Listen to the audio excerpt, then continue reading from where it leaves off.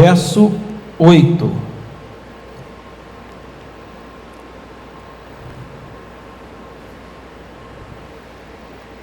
Amém ou misericórdia? Diz assim a palavra do Senhor: respondeu Abraão: Deus proverá para si meu filho, o cordeiro, para o holocausto. E seguiam ambos juntos. Amém? Pode sentar. Eu não sei se você já passou e fez alguma academia na vida, né? Mas a academia, às vezes a pessoa fala assim: eu não preciso de academia porque eu não estou gordinho que nem o pastor. Mas às vezes o magrinho precisa fazer academia para tomar um corpo também, né? Às vezes você vê a pessoa muito magrinha lá, aí começa a fazer academia, depois de um tempo você fala: é você, Gabriel?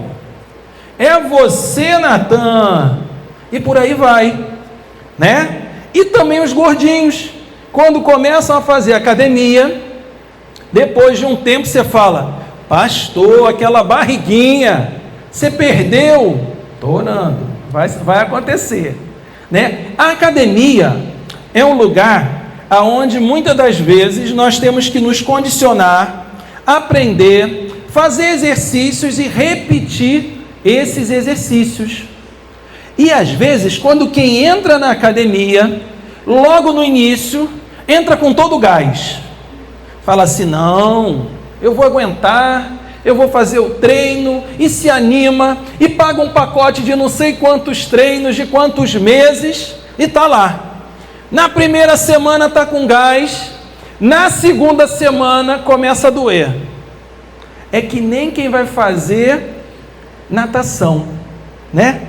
Quem vai fazer natação gosta de fazer natação até o inverno chegar. Quando o inverno chega, ou que tem uma virada de tempo, não vai para o treino.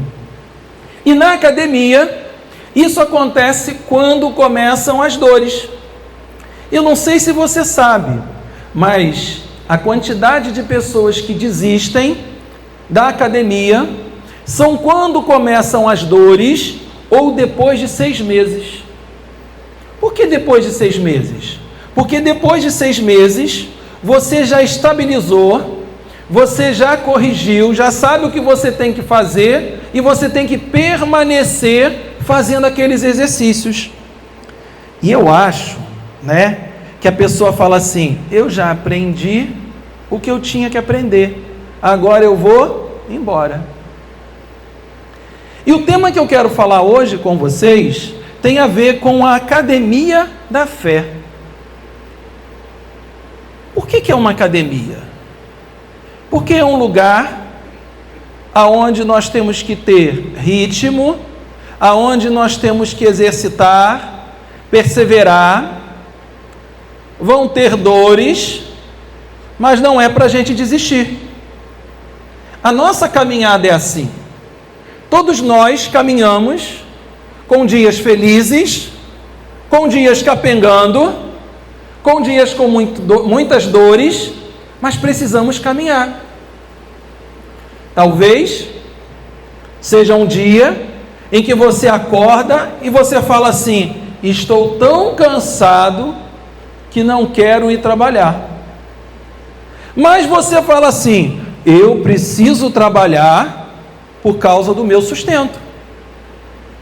E você vai trabalhar, mesmo cansado, né? Às vezes triste, às vezes desanimado, e você vai, porque você tem um objetivo. E o que eu quero falar com você essa noite é da história de alguém que foi considerado o pai da fé. E esse alguém, quando a gente olha falando de Abraão, a gente fala assim: homem de vida fácil. Olha, referência para todos nós, pai da fé. E às vezes a gente é acometido na vida dessa forma. A gente olha a vida da outra pessoa quando ela já passou pela dificuldade. E às vezes a gente olha para a vida de Abraão como alguém que nunca teve problema. A gente fala assim, homem de grande fé.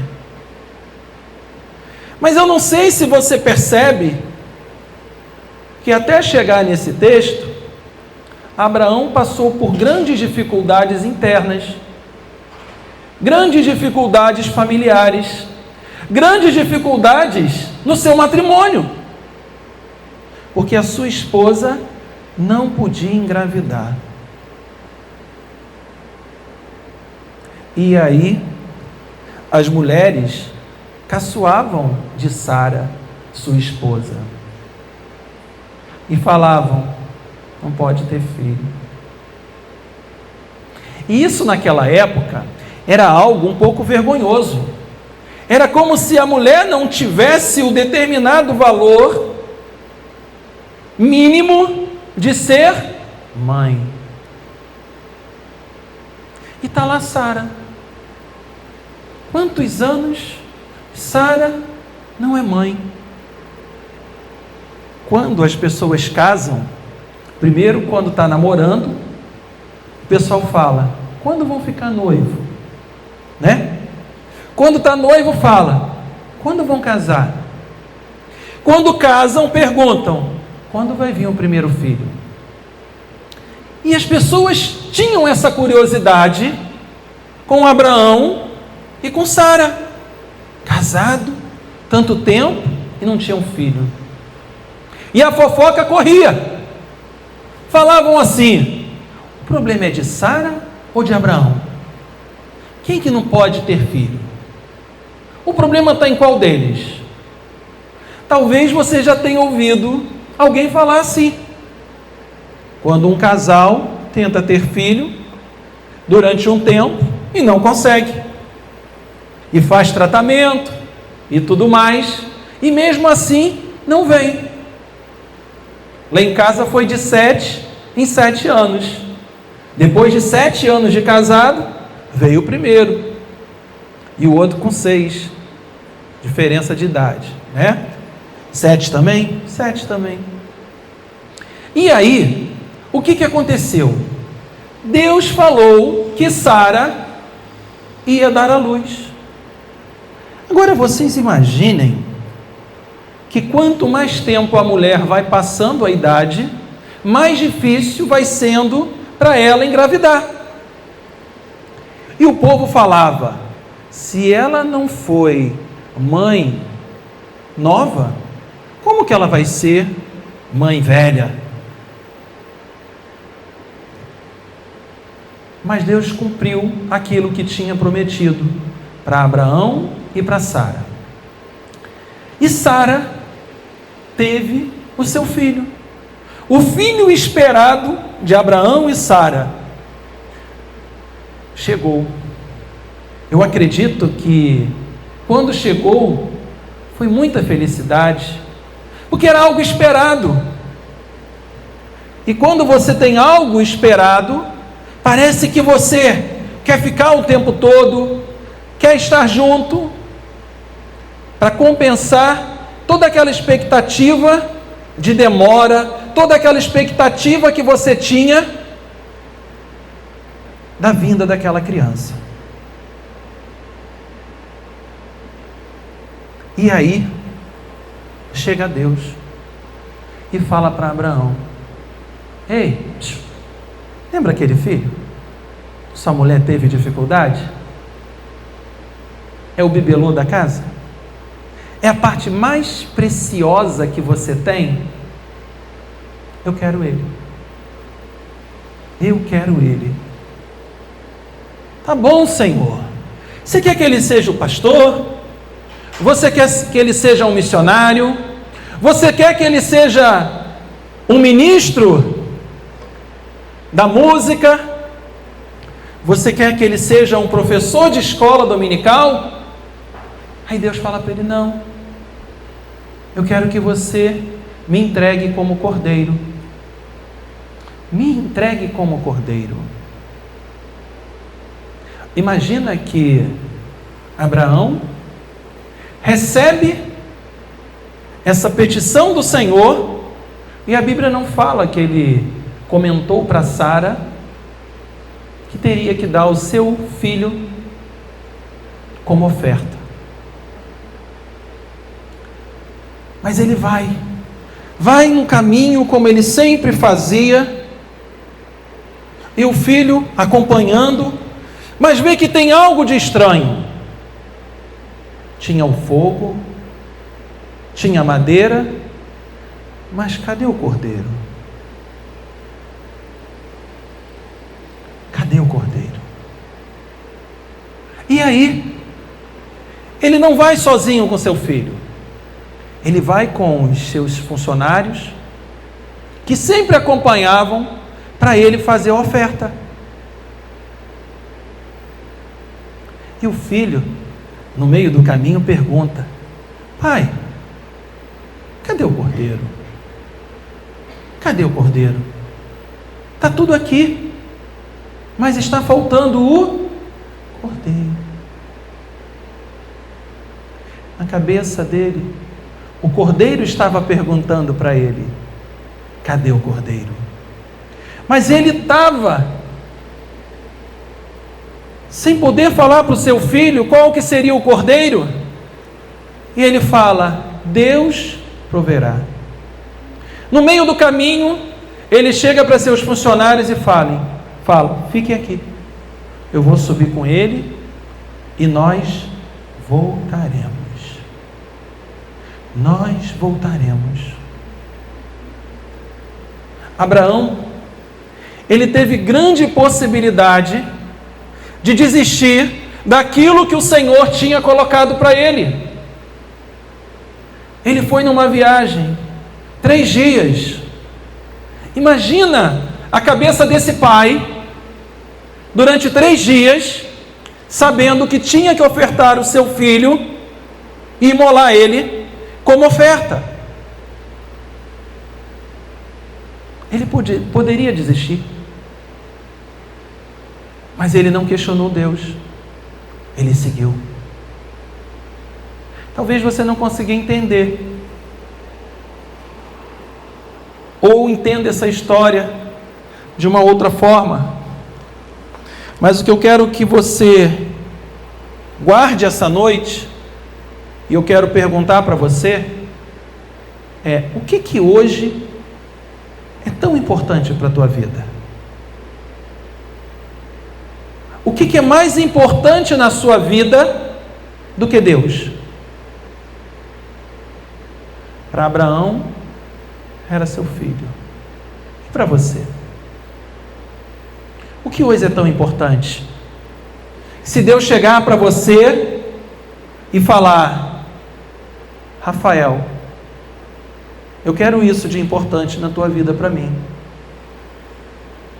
Helena, eu quero isso de importante, mais importante que você tem na sua vida, para mim. Foi isso que Deus estava falando para Abraão. Abraão poderia dizer não. Abraão só ouviu o que Deus queria e não questionou. Abraão poderia desistir no meio da estrada daquilo que Deus tinha lhe pedido, mas ele seguiu. O que hoje você tem trocado no lugar de Deus? O que hoje é mais importante do que Deus na sua vida? O que é? O que é? O que é? E essa pergunta que fica para mim e para você. Cuidado. Cuidado com aquilo que você coloca no lugar de Deus, porque Ele pode te pedir. Ele pode te pedir. Isso vai te fazer dor. A Bíblia não relata, mas qual pai não ficaria ali com uma dor, um aperto no coração, em ter que fazer o que ele teria que fazer? Mas e por que ele teve que ir a esse monte? E por que ele teve que ter esses 3 dias até chegar lá? A gente tem o nosso tempo de caminhada, a gente tem o nosso tempo de reflexão, nós temos muitas das vezes o tempo pelo qual temos que passar por várias situações, sejam situações difíceis de nossa vida. Naquele momento, talvez, Abraão não estivesse com cabeça de pensar em mais nada, mas em pensar, e agora? Como vai ser? E agora? Eu vou subir com o filho e vou descer sem ele? Como será que eu vou falar para Sara? Quem esperou durante tanto tempo essa criança? E agora? Como que eu vou chegar em casa e vou dizer que eu perdi o emprego? Como que eu vou chegar em casa e dizer o que o médico me falou? Às vezes é uma enfermidade, às vezes é uma dificuldade financeira, é algo que tira o nosso chão, é algo que nos faz balançar, é algo que nos faz duvidar muitas das vezes e questionar a Deus: por que comigo? Por que não com o outro? Por que com aquele que não segue a Deus? Por quê? Por que eu estou buscando a Ele e parece que às vezes as coisas pioram? Por quê? Por quê? Quantos porquês? Quantos porquês nós perdemos o nosso tempo questionando a Deus, os propósitos dele que a gente não entende, as circunstâncias que a gente só olha para aquele momento e acredita que é o nosso fim. E é nessa circunstância que ele não pergunta nada.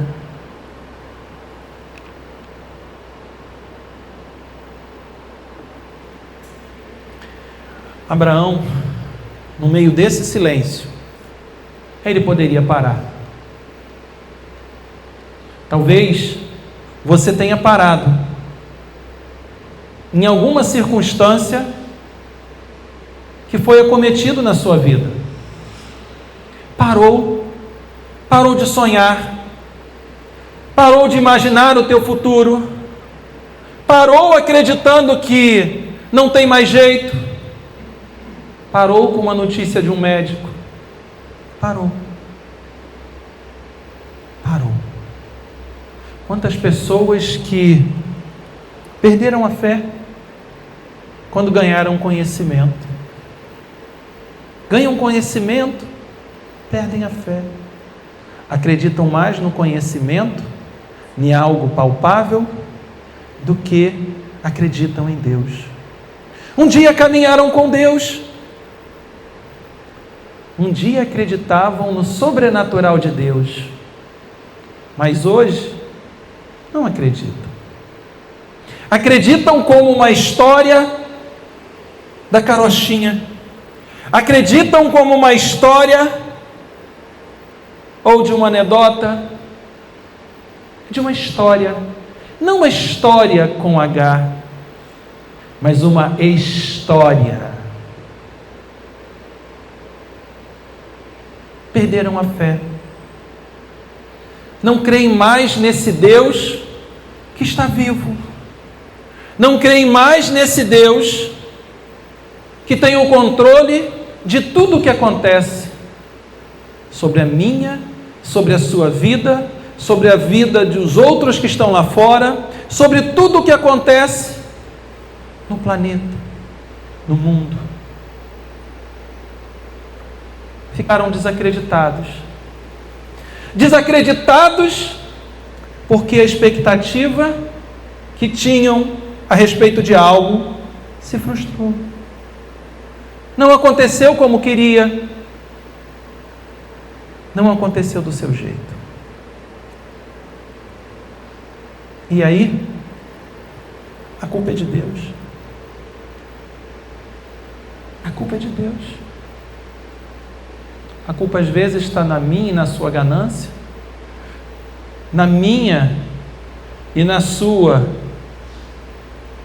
interesse, no meu e no seu interesse, de fazer tudo com Deus fora. E quando a gente faz qualquer coisa sem Deus estar junto, como diz no popular, dá ruim. Não vai dar certo. Você pode até achar que dá. Você pode até achar que ninguém está vendo. Você pode até achar que você é o que você demonstra que você é para os outros. Mas Deus sabe quem nós somos.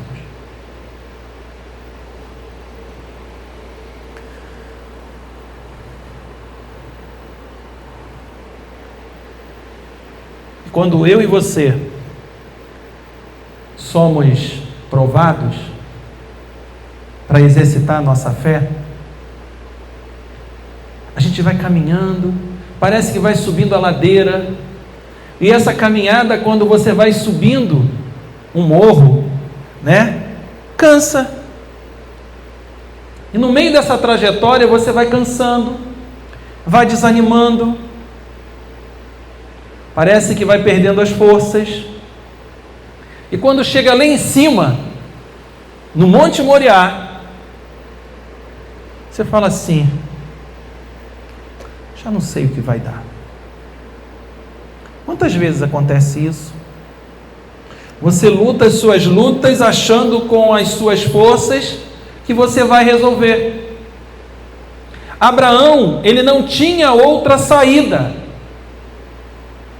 Abraão, ele não tinha como mudar aquilo que Deus tinha pedido a ele. Porque Deus foi específico. Quantas vezes Deus é específico com a gente? E aí a gente vai caminhando, chega lá, a gente está assim, cansei, estou a ponto de desistir.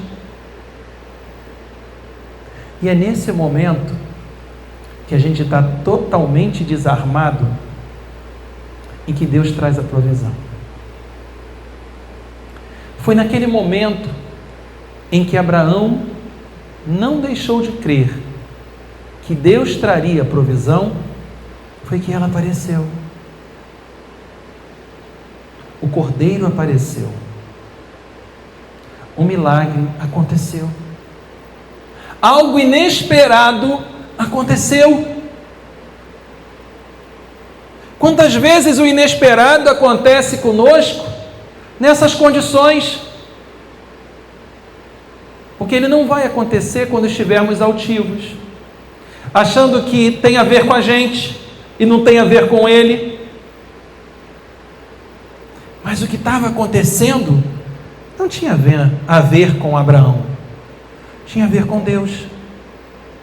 E o que está acontecendo na sua vida não tem a ver com você, mas tem a ver com o que Deus vai fazer na sua vida, com o que Deus está fazendo. E lá no Moriá, o cordeiro apareceu.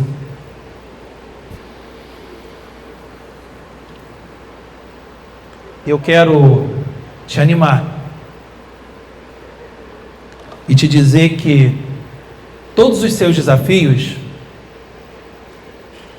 eles sempre vão te levar para o Moriá de Deus. A jornada, ela sempre vai te levar para essa trajetória. A trajetória que eu e você devemos confiar em Deus. E não confiar naquilo que está à nossa frente. Muitas das vezes você não vai ter nem essa opção de confiar naquilo que está à sua frente, porque você não vai ter nada à sua frente para confiar. Ou você confia em Deus, ou você não confia. Ou você entende a palavra de Deus para a tua vida, ou você não vai entender. Abraão.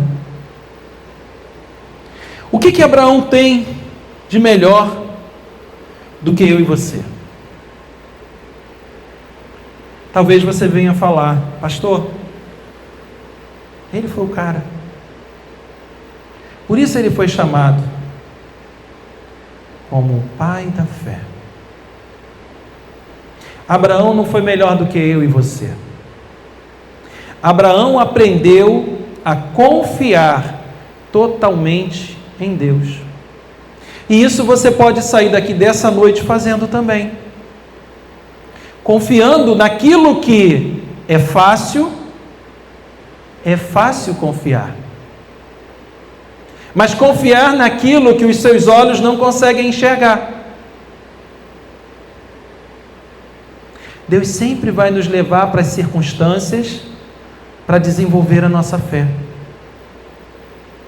Quando você chega na academia, você chega lá e você encontra gente que está 6 meses malhando.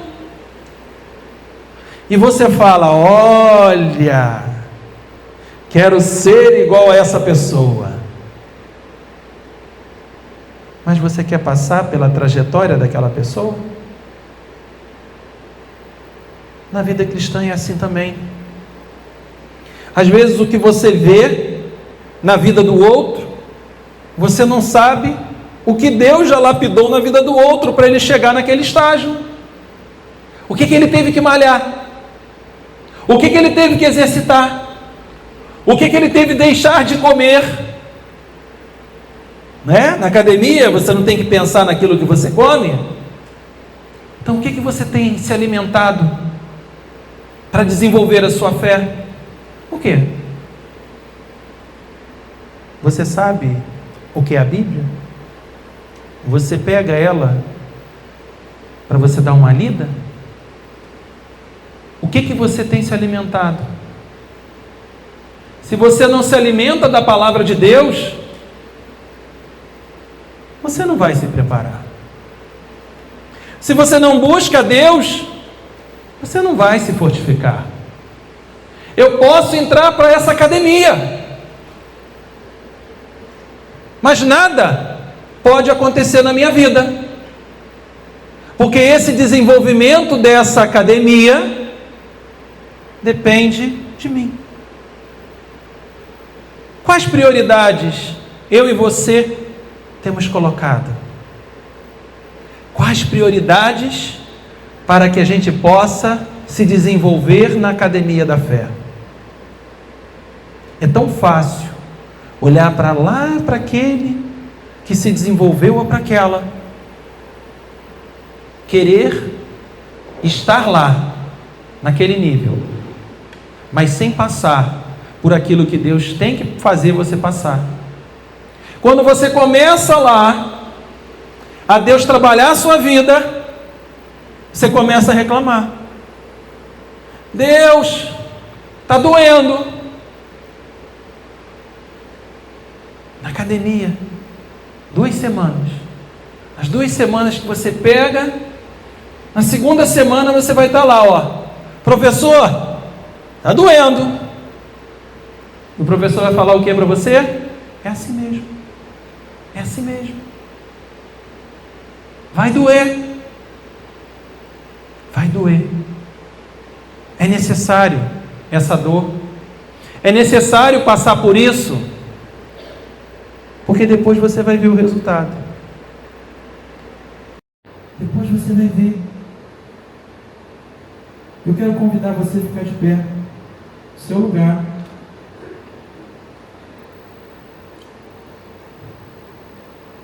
E eu quero convidar você a baixar a sua cabeça. Que você possa estar pensando nesse momento: qual é o nível da academia da fé que você está? Que nível você está? Você está iniciando? E nesse início, está doendo? Está pensando em desistir?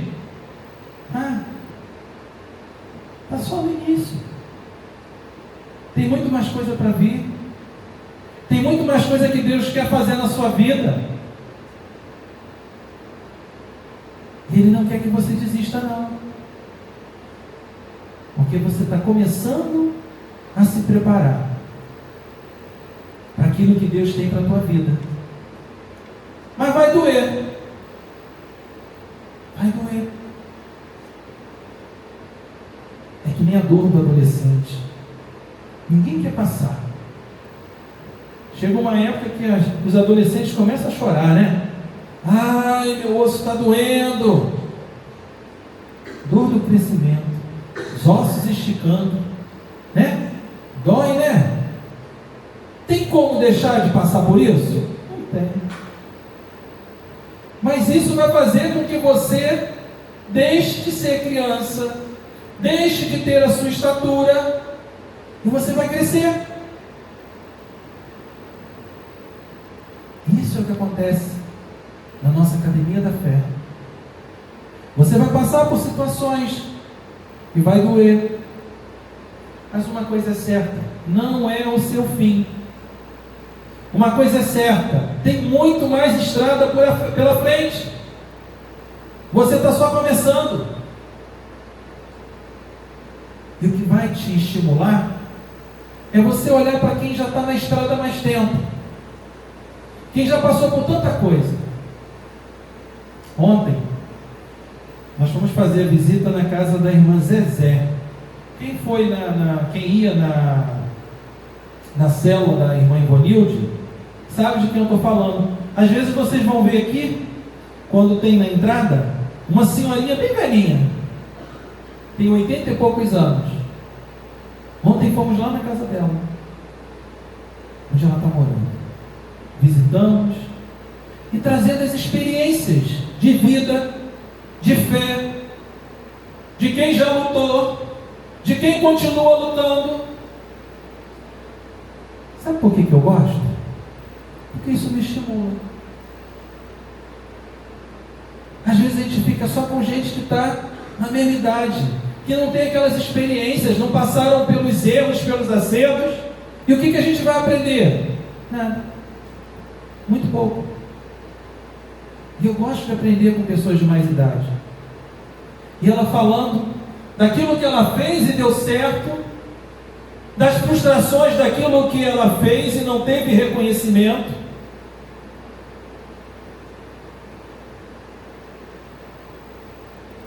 Estava com mais duas irmãs comigo. Falei, tá vendo? Viu como é que é bom? Faz bem. Engraçado que ela falou assim: pastor, sexta-feira eu falei com meu filho, eu não sei não, mas Deus está falando que eu vou ter uma surpresa amanhã. E a surpresa era a nossa visita. E eu falei para ela assim: a gente não quis avisar minha irmã não, para fazer uma surpresa. E as próximas visitas também não vão ser avisadas não. Ela falou assim: pastor, mas tem uma coisa que eu quero que a igreja faça. Eu falei, então o que é? Eu quero que vocês venham aqui para fazer a célula lá no Mutombo. Abri uma célula lá no Mutombo. Falei, olha, uma vez por mês a gente pode fazer. Deus vai agindo do jeito dele. Deus vai fazendo na vida de cada um de nós do jeito que Ele quer. Não existe uma receita de bolo. Talvez o que Deus vai fazer na sua vida não tenha a grandiosidade daquilo que Ele fez com Abraão. Isso não importa. Você não vai ser menos merecedor da graça de Deus por Deus não fazer algo tão grande. Porque quando Deus faz coisas tão grandes na nossa vida, Ele também nos cobra coisas tão grandes de responsabilidade. Mas tudo aquilo que Ele manda a gente fazer, e a gente faz, isso é o que importa. Porque você está obedecendo. Baixa a sua cabeça. Pai, te agradecemos, Senhor, porque Tu és um Deus que cuida de todos os detalhes. Tu és um Deus, Senhor, que muitas das vezes, Senhor, usa meios e métodos para movimentar a nossa fé, de formas que não conseguimos muitas das vezes compreender. Mas sabemos, Senhor, que nada foge ao teu controle e que para cada um, Senhor, tu tem um jeito de lidar. Que a cada dia, Senhor, possamos aprender mais e ouvir mais desse teu jeito, do seu método, e que mesmo que não consigamos entender, tenhamos um ouvido aberto para que possamos, Senhor, executar aquilo que tu queres na vida de cada um de nós. Pode ser algo, Senhor, incompreensível, mas sabemos, Senhor, que tu tens um plano maior do que às vezes conseguimos compreender.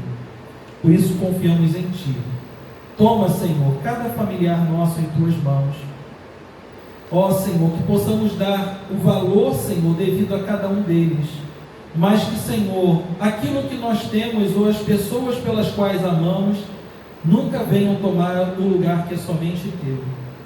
Ensina-nos, Senhor, isso a cada dia, nos dando sabedoria e discernimento, e que, Senhor, tu possa estar nos dando forças, Senhor, nessa semana, para tantas circunstâncias, Senhor, que teremos que guerrear, tantas circunstâncias, Senhor, que os nossos olhos não conseguem ver saídas, tantas circunstâncias, Senhor, que às vezes o nosso coração está doído por uma informação que foi recebida, Senhor, e nem externamos, mas tu já conheces.